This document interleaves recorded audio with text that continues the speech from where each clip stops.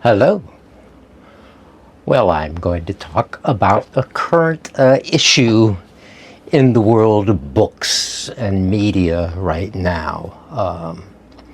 There was a podcast released a couple weeks ago by Tortoise Media, Tortois, called Master. And Master is a 4-part thing about Neil Gaiman and Neil Gaiman's abuse of young women. And 2 young women testify as to this having happened to them. One is just coming out after 20 years of silence and containing this. And the other one, Scarlett, is, or at least that's the name they're using, is the main one who just recently has gotten into issues with the pathetic rich, so wealthy, so revered, so honored, 2 series running, one on Netflix and one on Amazon and God knows what else. Lots of money from media and writing. Little old Neil Gaiman. Now, why does a rich guy, that rich, have to be called master in sexual situations with very young women, like women? Well, one of them was, she was 40 years, 50 years younger than him. Yeah, 50, I believe. Yeah, the Scarlett. Yeah, the Scarlett story, I'll talk about it a little bit, but you can listen to it for yourself. She gets a gig through a friend or something. She's in New Zealand, and Amanda Palmer and Neil Gaiman live on some kind of fancy rich people island just off New Zealand. So this townie girl, whatever, from New Zealand gets this gig of childcare for their child. I don't know the gender of the child, but some child of some gender. Oh, I don't even know the age of the child, but she's employed by Amanda Palmer to take care of this kid. So she goes out to the island, and I guess some situation she's not there to take care of the kid yet, or having to go pick up the kid somewhere or something. But anyway, she confronts for the first time the master, the man of the house, Neil Gaiman. Neil Gaiman and Amanda Palmer are now divorced. At any rate, he said, "Oh, would you like to take a bath?" And she said, "Well, I would love to have a bath." So they have a bathtub outdoors, a nice clawed bathtub, with the claw seats, old time.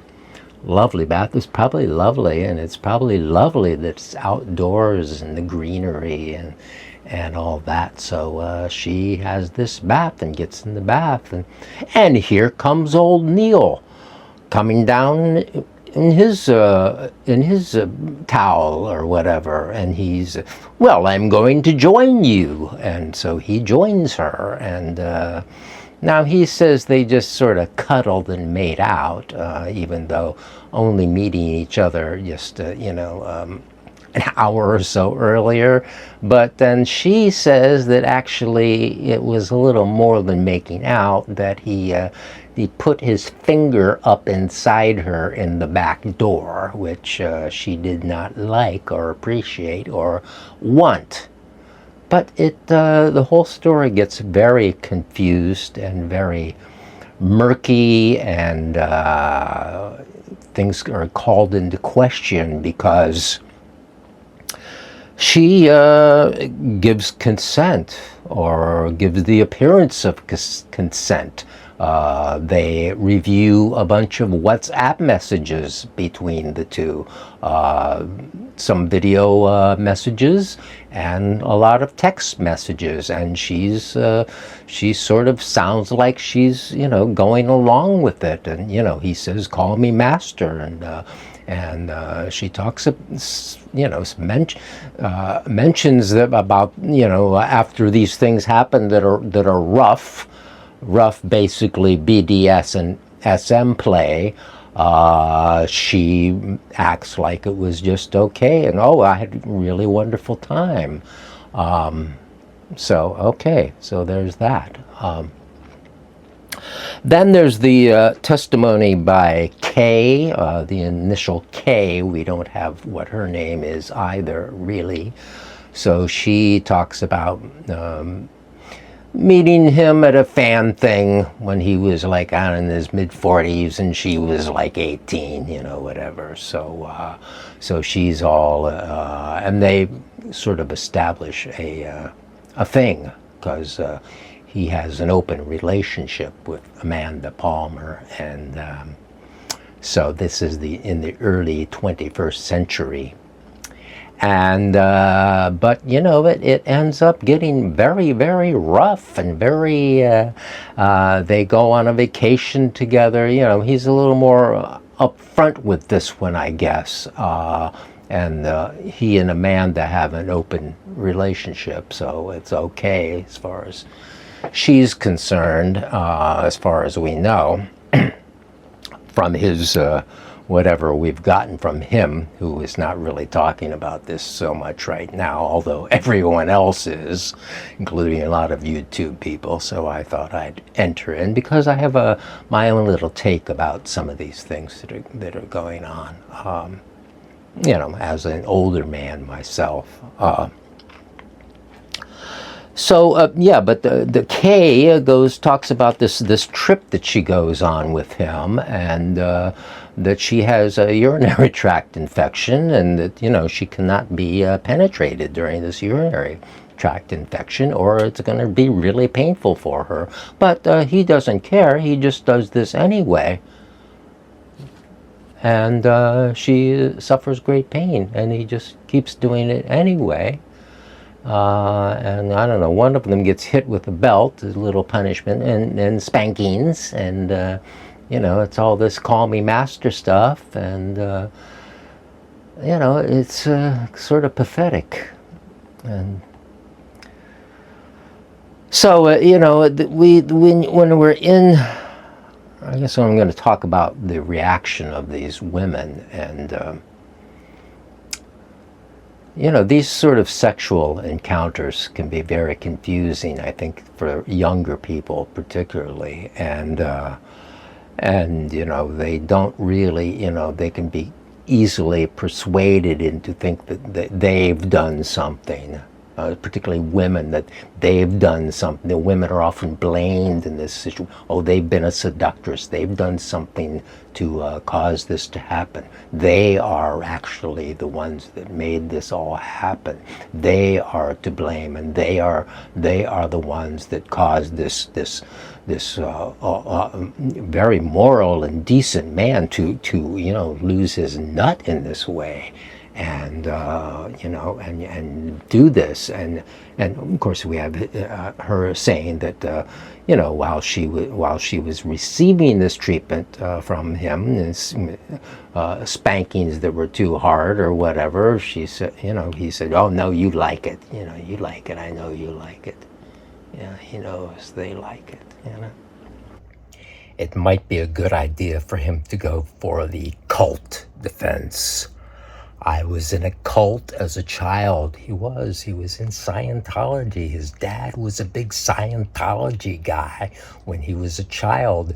They play an interview of him talking about Scientology. When he was a kid, he was put up in front of people and interviewed as this model Scientology child. So maybe he could go for the Scientology defense. I was abused as a child in this sick cult Scientology.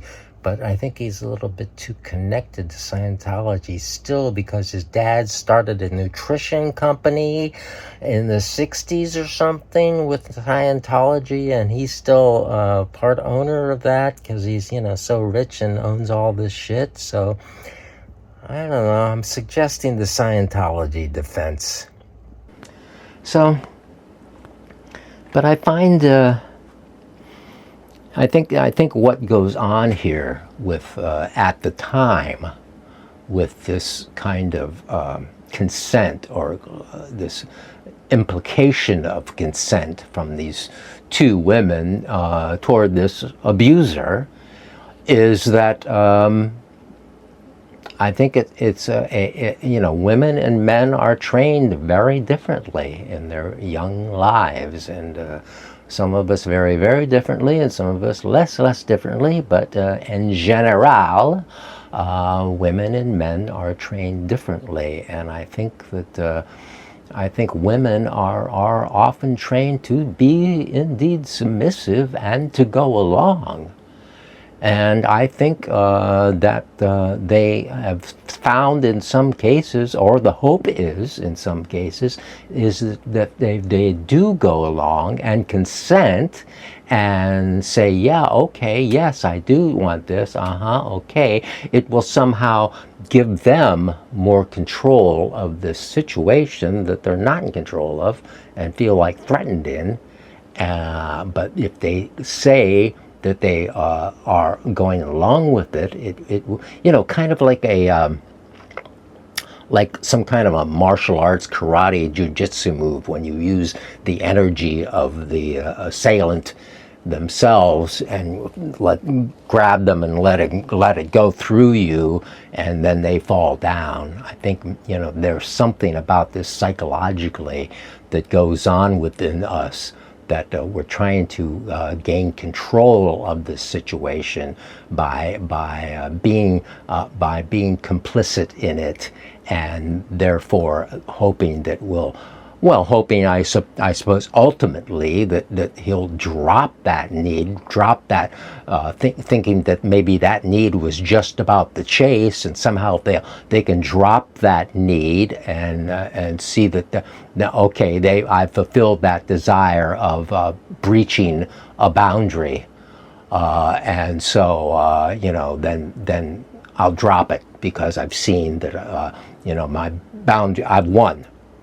My boundary, their boundary have been breached by the force of my demands and my power, and then so I can drop it and be loving now. Well, that doesn't work, and didn't work in these situations, and so we have this wiggly testimony, and something to be very difficult to take to court and put the person on the stand and grill them over this. But you said. Yeah, I said. But I'm thinking about it later, and these things come in later when people think about what happened when they were very young, even as children, and go, oh, wait a minute, it seems like I was kind of going along with that, but maybe I wasn't. Maybe it was just the power situation, that the boys that had me down were so much older or whatever, and I did want to please them, or were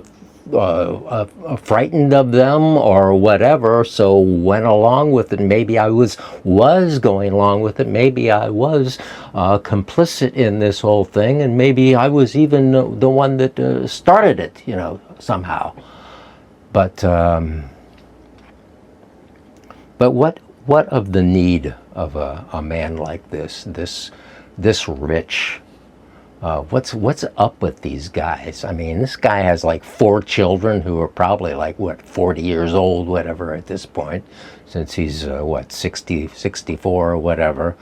So he's got these old children, and what is all this power and all this money, and he still needs to have these conquests with these young women who are 18 and 20, and then have them give him the sort of honorarium of master. Another one of these is daddy, master and daddy, these